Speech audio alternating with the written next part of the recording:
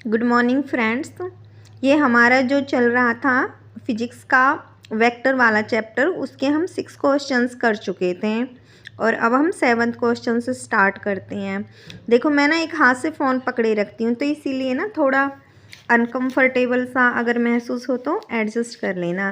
Question number 7 पे थे हम। देखिए, a force of 120 Newton and a force of 20 Newton acting simultaneously at a point may produce a resultant force।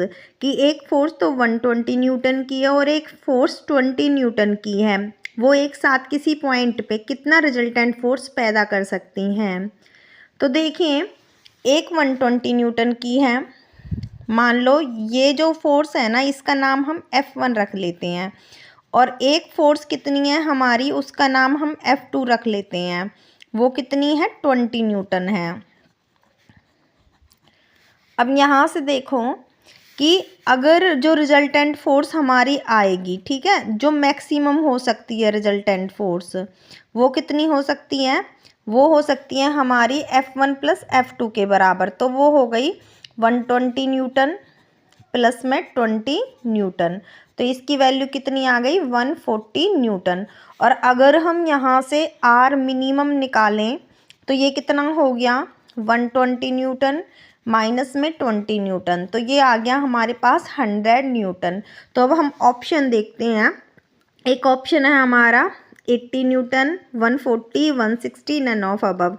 तो यहाँ पे 100 हमारा ऑप्शन में है ही नहीं, तो मे प्रोड्यूस यानी कर सकती है कितना, तो 140 न्यूटन कर सकती है। तो ऑप्शन नंबर बी हमारा राइट आंसर होगा। नेक्स्ट है, two forces of magnitude P and √3P act at right angle to each other. दो फोर्सेस हैं P और √3P, और वो दोनों एक दूसरे पर 90 डिग्री के एंगल पे एक्ट करती हैं। Their resultant makes an angle theta with P। और जो उनका रिजल्टेंट है ना, वो P के साथ थीटा एंगल बनाता है। Which of following gives the correct value of theta. तो बहुत ईजी है। देखिए, यहाँ पे एक फोर्स कितनी है, एक फोर्स तो है हमारी कितनी, P दी हुई है, और एक कितनी दी हुई है, √3P दी हुई है। और कहा है कि दोनों फोर्सेस ना एक दूसरे के साथ 90 डिग्री पे यानी रेक्टेंगल पे एक्ट करती हैं। तो उसने कहा कि जो रिजल्टेंट है, मान लिया ये हमारे पास रिजल्टेंट है, तो जो ये रिजल्टेंट है ना, ये P के साथ थीटा एंगल बनाता है।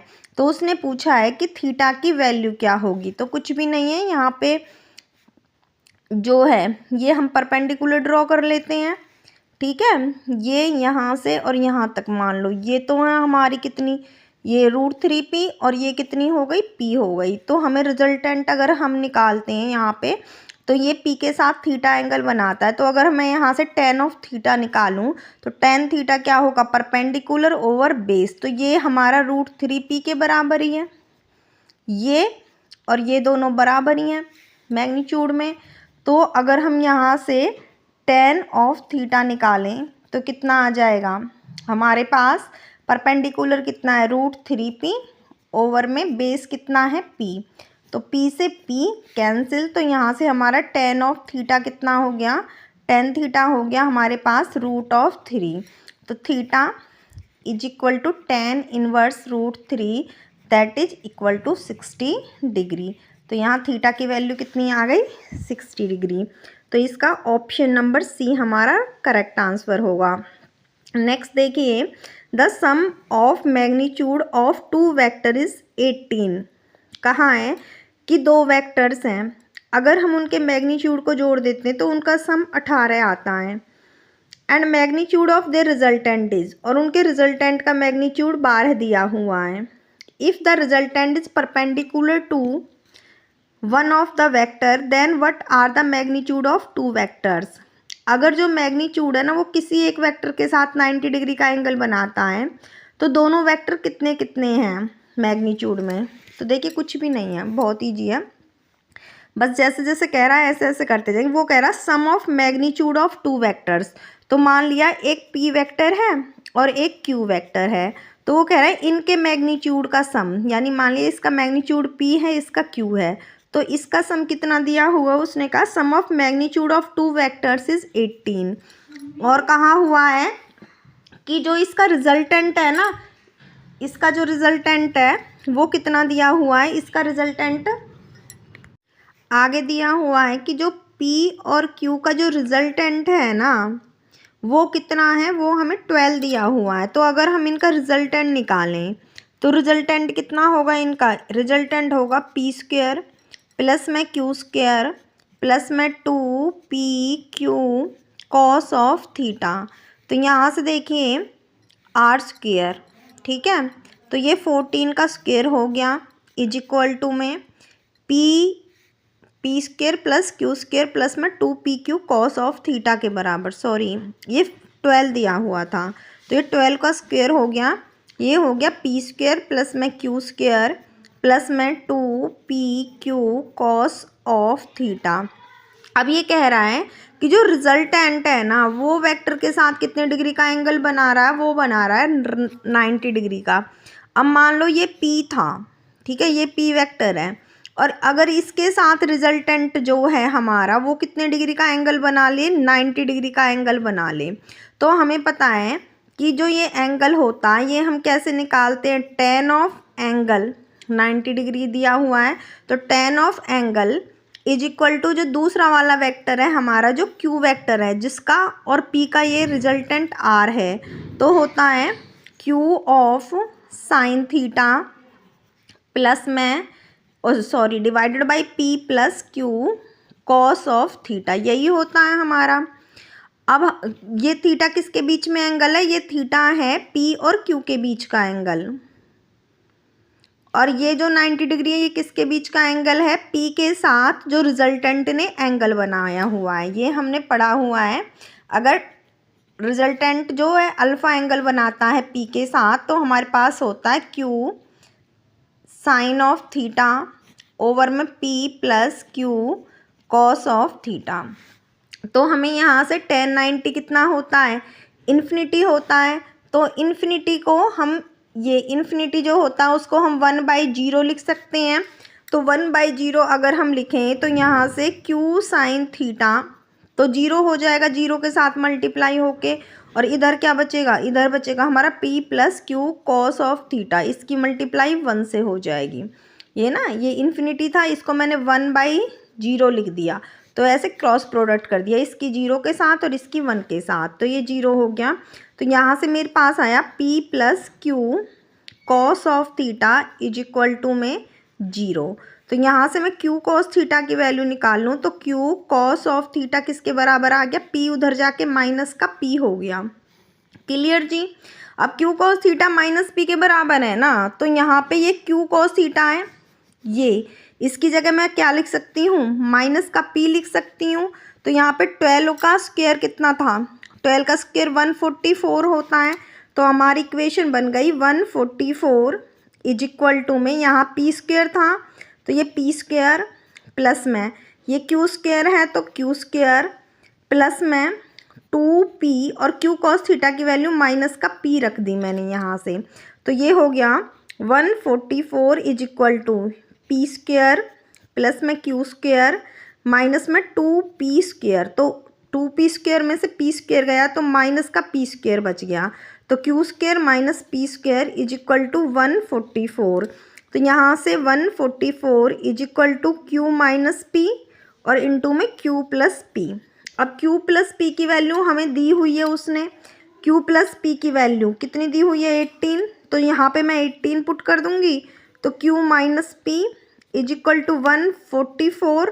तो यहाँ से q माइनस p कितना आ जाएगा, 18 से 144 कितनी बार कट जाएगा, 8 बार, 18 144। तो यहाँ से q माइनस p की वैल्यू कितनी आ गई, 8 आ गई।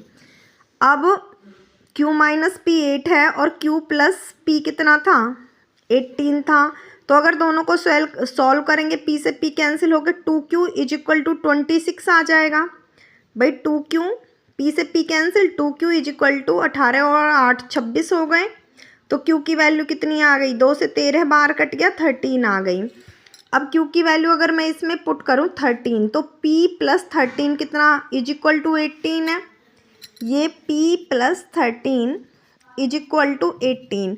और अगर मैं यहाँ से p निकालूँ तो 13 उधर जाके सब्ट्रैक्ट हो जाएगा 18 में से। p की वैल्यू कितनी आ जाएगी 5। कितनी आ जाएगी 18 माइनस 13 5। तो p आ गया 5 यूनिट और q आ गया 13 यूनिट। तो देखिए हमारा राइट ऑप्शन क्या होगा यहाँ पे 5 एंड 13, कुछ भी नहीं था। हमें सिर्फ क्या करना है, स्टेप्स को रिलेट करना है। सबसे पहले हमें क्या दिया है, सबसे पहले दिया है दोनों वेक्टर्स का सम हमें कितना दिया 18। तो हमने दोनों वेक्टर्स का सम 18 लिख लिया। फिर इसने क्या कहा है कि जो मैग्नीट्यूड रिजल्टेंट का वो 12 है। तो हमने मैग्नीट्यूड निकाल लिया R square is equal to P square plus Q square plus 2pq cos of theta. तो वो 12 लिख दिया आर को, आर तो 12 का स्क्वायर 144 हो गया। फिर वो क्या कह रहा है कि जो रिजल्टेंट है वो किसी एक वेक्टर के साथ 90 डिग्री का एंगल बनाता है। तो मैंने मान लिया कि वो p के साथ 90 का बना रहा है। हम कोई भी किसी के साथ भी ले सकते हैं। तो p के साथ अगर वो 90 का बना रहा है तो हमें पता है कि रिजल्टेंट जिसके साथ एंगल बनाता है अल्फ़ा, उसका जब हम tan ऑफ अल्फ़ा लिखते हैं तो हमारा फॉर्मूला होता है q sine theta over p plus q cos theta, where theta is the angle between p and q। तो यहाँ से हमें 90 दिया हुआ है अल्फ़ा, तो tan 90 हमारा q sine theta over p plus q cos theta. अब हमें पता है tan 90 इनफाइनाइट होता है, इन्फिनिटी की वैल्यू 1/0 होती है। क्रॉस प्रोडक्ट कर दिया तो यहाँ से p plus q cos theta हमारा 0 आ गया। तो यहाँ से हम p को उधर ले गए तो q cos theta minus p हो गया। q कॉस थीटा की वैल्यू हमने यहाँ पे रिजल्टेंट में रख दी। तो ये 2p और इंटू में माइनस p, माइनस का 2p square minus 2p square में से प्लस का p स्क्वायर तो माइनस p स्क्वायर बचा। तो q square minus p square is equal to 144। ये रहा, इसको हमने q minus P q plus P लिख लिया। q प्लस पी की वैल्यू 18 हमें दी हुई थी, 18 से 18 144। q माइनस पी की वैल्यू 8 आ गई, q प्लस पी की 18 है। सॉल्व करके q की वैल्यू हमारी 13 यूनिट और जो भी हैं और जो p की वैल्यू है वो हमारी 5 आ गई। तो option number A is right answer. Question number 10 है, two vectors of same magnitude have a resultant equal to either then the angle between the vectors will be। कि दो वेक्टर हैं और उन दोनों का मैग्नीट्यूड जो है ना, मैग्नीट्यूड उन दोनों का सेम है। सेम मैग्नीट्यूड के दो वेक्टर हैं और उनका जो रिजल्टेंट है वो भी उनके ही बराबर है। तो उनके बीच में एंगल कितना होगा। तो देखें सबसे पहले हम मान लेते हैं कि जो हमारा वेक्टर है ना वो p वेक्टर है और दूसरा कितना है q वेक्टर है। ठीक है, तो रिजल्टेंट का हमारे पास फॉर्मूला होता R square is equal to में p स्क्वायर प्लस में q स्क्वायर प्लस में 2pq कॉस ऑफ थीटा। अब ये हमारे पास रिजल्टेंट की फॉर्म में ही होते हैं जो यहाँ पे p और q हैं और जो ये r भी है। तो जो रिजल्टेंट है वो इनके बराबर ही है। अब वो कह रहा है दोनों वेक्टर सेम है, तो p और q भी सेम हुए। तो मान लो ये भी p है और ये भी p है। तो p square is equal to p square plus में q भी p के बराबर है, p स्क्वायर प्लस में 2p, q भी p के बराबर और कॉस ऑफ थीटा। और यहाँ पे जो r है वो भी p के बराबर है तो ये भी p स्क्वायर हो गया। तो यहाँ p स्क्वायर से p स्क्वायर कैंसिल हो गया। तो ये कितना हो गया हमारे पास, ये हो गया p स्क्वायर प्लस में 2p square cos of theta is equal to 0 हो गया। तो यहाँ से अगर मैं 2p स्क्वायर निकालूं कॉस ऑफ थीटा तो इज इक्वल टू माइनस का p स्क्वायर। तो p स्क्वायर से p स्क्वायर कैंसिल, तो कॉस ऑफ थीटा आ गया हमारा -1/2। सॉरी। तो यहाँ से हमें पता है कि कॉस थीटा -1/2 कब होता है, जब थीटा हमारा 120 डिग्री होता है। तो यहाँ से इनके बीच में एंगल कितना है 120 डिग्री। तो option number D is right answer. Question number 11 है, the angle between two vectors i plus J and i plus के इज। तो हमें जो दोनों वेक्टर दिए हुए हैं ना, एक कितना दिया हुआ है, एक दिया हुआ है i प्लस जे और एक दिया हुआ है एक दिया हुआ हमें j प्लस के। तो इनके बीच का हमें एंगल निकालना है, एंगल कितना है। तो हमें पता है कि अगर हम इनका डॉट प्रोडक्ट करें, जैसे हमारे पास होता है ना a vector dot b vector, तो कितना होता है ये हमारे पास, ये होता है a b cos of theta के बराबर। तो अगर हम सेम यहाँ से निकालें तो ये आई प्लस जो जे है, अगर इसका डॉट प्रोडक्ट हम इसके साथ निकालते हैं तो इसका मैग्नीट्यूड और मल्टीप्लाई में है जे प्लस के का मैग्नीट्यूड, और इनटू में इनके बीच में एंगल मान लो कॉस थीटा है, और इज इक्वल टू में इनका डॉट प्रोडक्ट हो गया हमारे पास जो भी ये I plus J dot J plus K, मतलब ये जो है हमारे पास ये किसके बराबर आ गया, टोटल इसके बराबर। तो मुझे तो कॉस ऑफ थीटा चाहिए, तो कॉस थीटा निकालूंगी मैं। तो जो ये सारा कुछ है ये जा कर के उधर इसके किस में आ जाएगा, डिनोमिनेटर में आ जाएगा। तो ये बन जाएगा हमारे पास I plus J dot J plus K divided by नीचे क्या आ गया, आई प्लस जे का मैग्नीट्यूड, और ये हो गया हमारे पास जे प्लस के का मैग्नीट्यूड। तो हमें पता है कि अगर हम I plus J dot J plus K को अगर सॉल्व करेंगे तो हमारे पास आंसर कितना आएगा, ये आई डॉट जे प्लस में आई डॉट के प्लस में जे डॉट जे प्लस में जे डॉट के। तो आई डॉट जे जीरो होता है, आई डॉट के जीरो होता है और जे डॉट के जीरो, तो जे डॉट जे सिर्फ हमारे पास 1 होता है।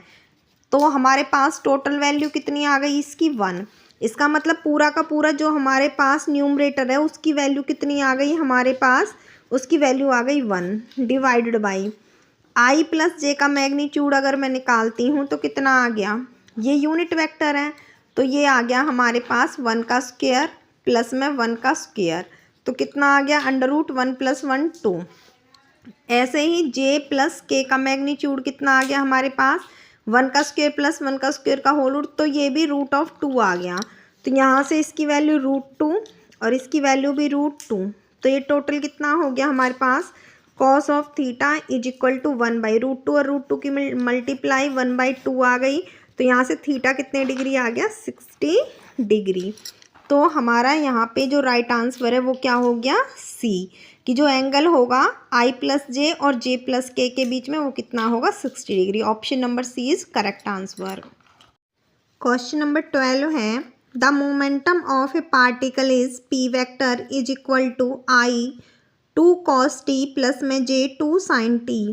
What is the angle between the force F acting on the particle and the momentum? तो वो कह रहा है कि फोर्स के बीच में और मोमेंटम के बीच में जो एंगल होगा वो कितने डिग्री होगा। तो हमें यहाँ पे पी वेक्टर की वैल्यू दी हुई है, हमें पी वेक्टर कितना दिया हुआ है, P vector is equal to ये हमें दिया हुआ है I 2 cos of t plus में जे 2 sin t।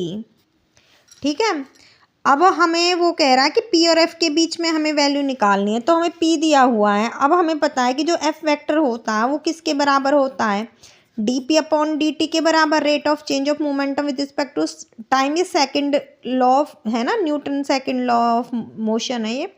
फोर्स जो हम निकालते हैं, सॉरी मोशन नहीं, फोर्स के लिए जो फोर्स के लिए होता है ना, तो ये क्या है, force is rate of change of momentum with respect to time होता है।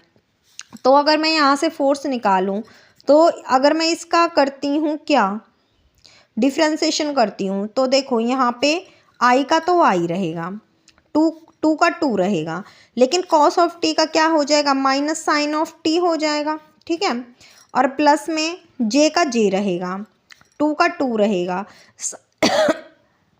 साइन टी का क्या हो जाएगा, कॉस ऑफ टी हो जाएगा।